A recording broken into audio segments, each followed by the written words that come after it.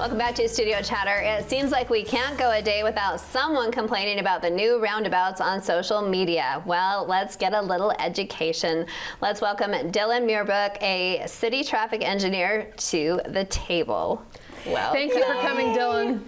Thank you for inviting me. I'm happy to be here. Dillon is my neighbor, guys. He was my home teacher. He's a fabulous human being, and now he's an expert at roundabouts. Yay! Most importantly, I'm born and bred in Spanish Forks, so I know it. I get it, right?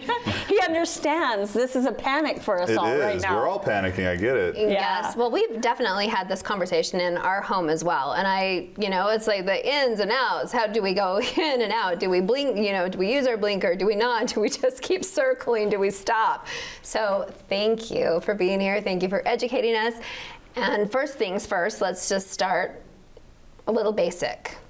Why are we seeing the roundabouts? Because we live in a small town. Right. Please educate us. They're still kind of new, right? Yes. So roundabouts, I don't know if they were an invention of this country. I like to take credit for everything good in the world, but I think roundabouts might not have been one of our inventions. But it is a great invention. The roundabout is designed to be safer for everyone that uses a road.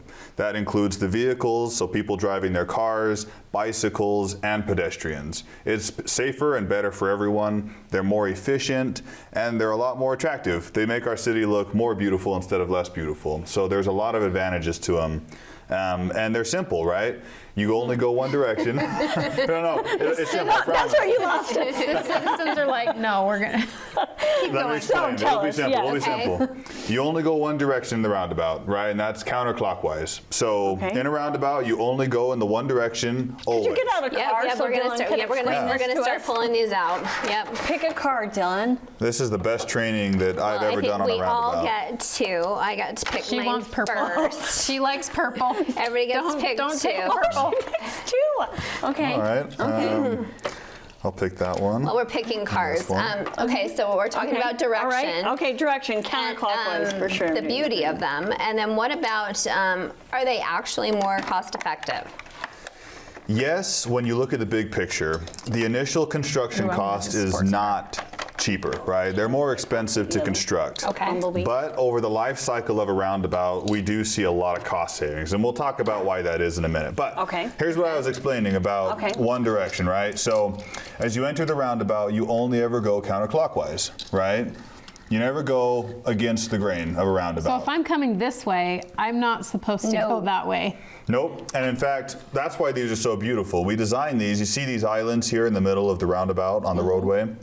These direct traffic, right? If you were to just kind of coast along the roadway, and if it were, a bumper car or something and you were bumping into that curb, it would send you right into the middle of the lane where you're supposed to be, right? Sure would. This would be an obstruction. So it's if I tried guide. to roll over. Exactly. It's a natural guide. Even for people, like a lot of our residents who maybe have never seen a roundabout before, it's a little bit intuitive, right? It just follows the natural shape of that roundabout. So that's the first good thing, is how we design those. It channelizes. That's the technical word that the engineers will use when they describe it. You're channelizing the cars into a certain place. I love that word, We need one of those for my children. I can channel where they go. Just want to try it. Okay, so now, Dillon, now I'm in here. Now how do I get out? Right, how do you get out, right? And so likewise, just in the same way that coming in and turning left would be difficult, going out by turning left here would be very difficult, right? Very. So this would be a maneuver that you would have to go over the curb and you'd hit both curbs, right? Again, it's very intuitive that the roundabout is designed to flow you out where you need to go. Yes. Right? Yeah. So Should be, right? If we don't think too hard about it, it will, right? So that is how they're designed. They're designed to be an easy in and an easy out. So who has the right of way? So you always yield to whoever's in the roundabout already. So let's all enter the roundabout. Okay. I'm coming down. Who gets to go first? I'm going to Vasa. So this is a rough one. The correct answer here is that, is anyone already in the roundabout? No. That means we can all go. Okay. Okay. Now we're all inside. She's starting to honk because I'm a slow If you're driver too slow, entering, right? you either go or you stop. Okay. She's going to have to go. I'm going to let you go. Okay. All right, she's going to yield. And don't stop. That's because people are stop. stopping. Oh, and I missed that. Whoopsie. And people need to use their blinker to go out. Do they? Excellent. Yes. I just asked. The law is that you're supposed to use your blinker. Now, as you may have noticed, pretty quick, but that's a really quick, you know, if I'm You're going supposed to. from here and to then here, I flick it on really what if quick. I'm going from here to there? That feels straight. it's a good question. Still a blinker, And that's right? why people struggle so much to use their blinkers in roundabouts. And that's why you probably won't get pulled over if you don't. But yes, the answer is you should use your blinker right when you're about to exit the roundabout. Okay. Okay. Which Okay. does make that a little bit tricky if we're just being honest, like right there. does. And then they're like, oh, are you So I'm going trying to here? steer. So you should kind of wait till here and then blinker And then blinker, right? Okay, yeah. The idea is once you're inside the middle of this roundabout, anytime that you leave the roundabout, you're technically turning right. Okay. Does that make sense? Yeah. So I as got soon it. as you're ready to turn right, you hit that blinker. Okay. All right. Now tell us about the middle and the landscaping. Well, yeah. What if we did a little bit like that? Because I Then what know would there's happen? been some senior citizens who are like, I can't see. Don't on single the anybody other out." side." I don't know who's coming. Why would now. they put big landscape right there to block the view? That's a great question. So when we talked about how cars get in and out of a roundabout, I said it was intuitive, right? The landscaping in a roundabout is the part that's not very intuitive. This one doesn't make a lot of sense until you really start to think about it. Roundabouts are designed to be what we would call low kinetic energy. What that means is anytime that you could have a potential crash, it's going to be a less severe crash than in other situations. For instance, we'll use these two cars and we'll show it. Okay. If this guy's coming through and I fail to yield, right? This is funny because it's got the Union Jack on it, right? So we would assume they know how to use the roundabout, but we'll just keep going. If I fail to yield here and I hit this vehicle, look what that collision's like. That's what we'd call a glancing blow, right? Kind of a side swipe, a deflection crash. Not a T-bone or Not a anything T-bone, not a head-on collision. These are the safest crashes you can have. Now, we don't want any crashes, and roundabouts reduce all crashes. But if there is a crash, we want it to be the Minimal. least severe that it can be, right? So that's the first thing. This center island has an important purpose, and that important purpose is very counterintuitive because we're trying to make drivers uncomfortable. Ooh, Right? okay. We're trying to make you a little bit uncomfortable. Because you can't So see. you're you aware. feel- so that you're aware, right? Yes. Not only that, but let's look at it this way. If we have two vehicles coming from opposite sides of the roundabout, does it actually matter to this vehicle if this vehicle is here? Will it make No. any difference? So you want them to divert their attention on what they can see, which is over here. Exactly. To where they need to yield. As you Instead of enter- looking down the road. Exactly. Maybe. Yep. Okay. As you enter a roundabout, once you've passed that crosswalk and you know there's no pedestrians and you enter that roundabout, the only place that you need to look to be safe is To your left. to your left. Right? You don't need to look straight So ahead. this one just needs to look here. Of course, he's not going to do that, but look there. And then, oh, nobody's coming. Right. And then they can go. And we find that a lot of people, if they were to see a vehicle coming straight at them and they're looking at this roundabout and they're thinking, whoa, I have to kind of divert around it, I'm not sure what I'm doing, and there's a car coming straight at me, they panic, right? There's too Yeah. many things going on. Too many things, right? Too many things to Okay. think about. There's someone coming at me from here, there's someone coming from here.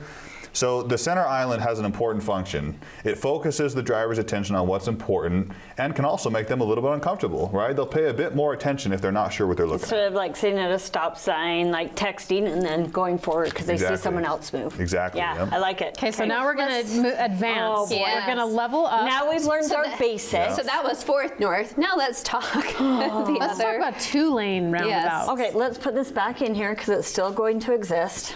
Yes. Correct? Yep, yep. Okay. This is more up by. Where is this by? So this is behind Walmart? that small mart. Walmart. Yeah, it's Yeah, that small Oh, I Walmart. love the neighborhood. Okay. Yep. All right, yeah, so it gets a little bit more challenging here, right? Yes. And people get a lot less comfortable, Uh-huh. right? Yep. Because then I want to do this. Can I do that? Yeah, So- what Oh do- no! what do we do? How do So we? these lines are good indications for what you're able to do, right? Okay. So just like if you were on the freeway, are you allowed to cross a solid white line? No. No, right? You're supposed to stay in your lane if it's a solid white line. If it's a dashed white line, can you cross it? Yes. You can, Yes.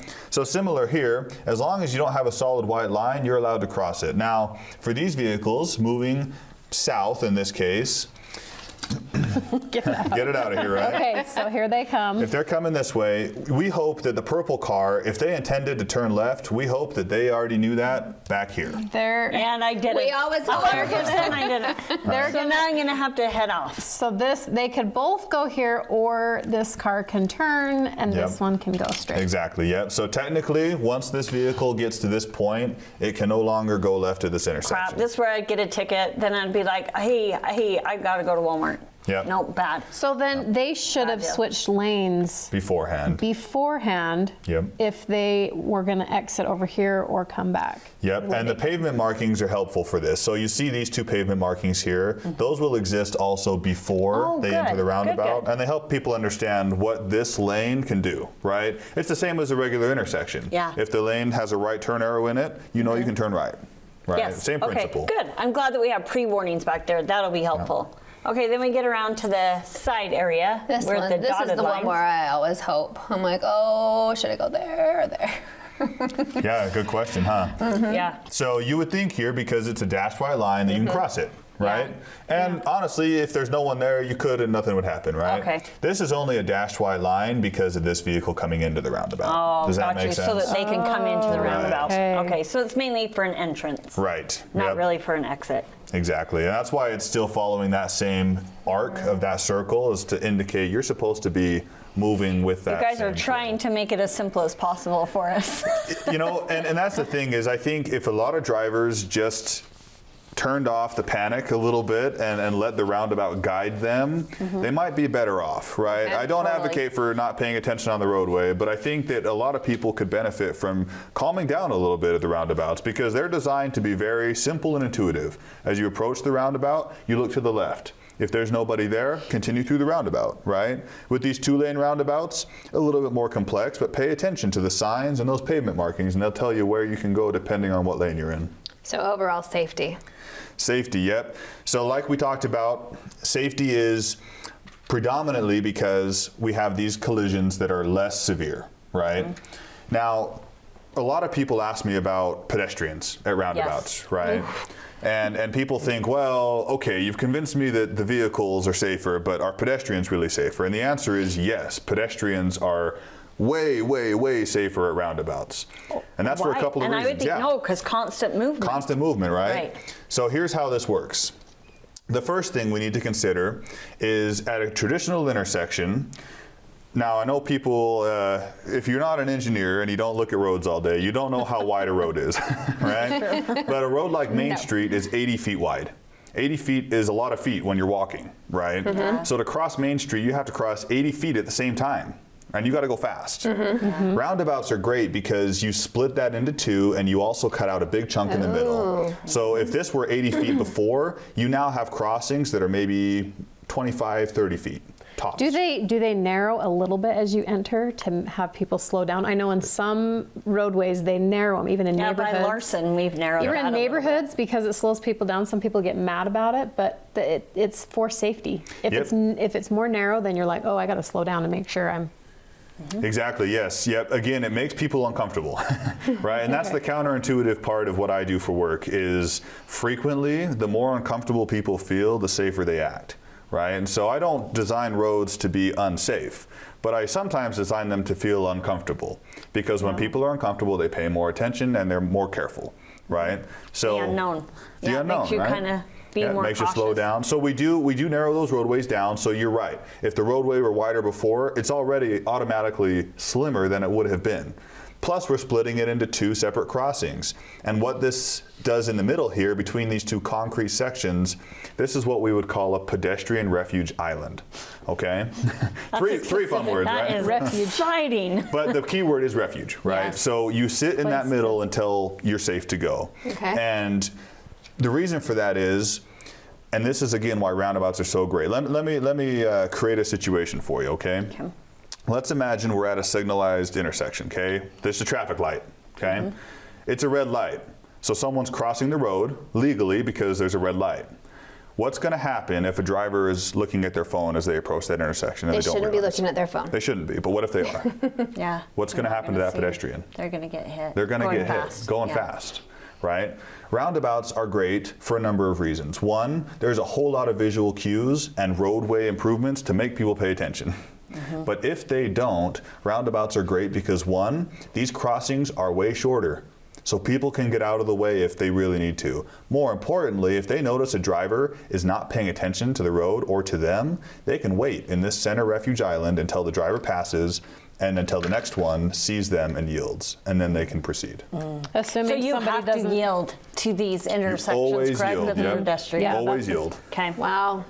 We are completely enlightened. Thank you so much. Are we out of time? We are out of time. Oh my yes. heavens, Dillon, you're Do fabulous. you love your job? I do, and the reason I love it is because I get to serve Spanish Fork. Does that make sense? Awesome. Yes. Yeah, Well, you thank do. you You're doing a so great much. job. We have needed this for a long time. Coming up, who doesn't like a hot bowl of homemade soup? Stay with us.